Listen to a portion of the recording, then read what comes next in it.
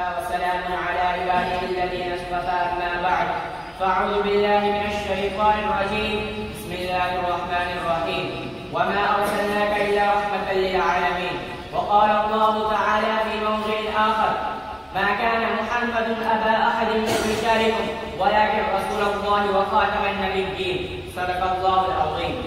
My respected teachers, my dear friends and honorable judges, today on this auspicious occasion, it's very pleasure to me that Allah has given us the honorable chance to speak some humble words about the importance of the life of the Prophet Muhammad sallallahu alaihi wasallam.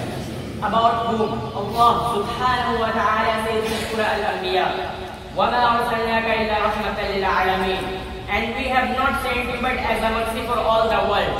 And Allah subhanahu wa ta'ala also says in Surah Al-Anbiya, وَمَا أَرْسَلْنَاكَ إِلَّا كَافَّةً لِلنَّاسِ بَشِيرًا وَنَذِيرًا, and we have sent you but enter mankind as a bearer of good news and as a warner. And another place Allah subhanahu wa ta'ala says in Surah Al-Ahzab, ما كان محمد أبا أحد من رجالكم ولكن رسول الله وخاتم النبيين. The Prophet Muhammad is not a father of anyone of our man, but he is the messenger of Allah and share of the prophets. My beloved friends, before saying anything about the life of the Prophet Muhammad sallallahu alaihi wasallam, firstly, I would like to shed light about the history of ignorance time, the arrival of Islam. My dear audience, before coming Islam, the whole Arab was in miserable condition. They have no literacy, no civilization, and no perfect religion. They were engaged in bloody and terrible wars.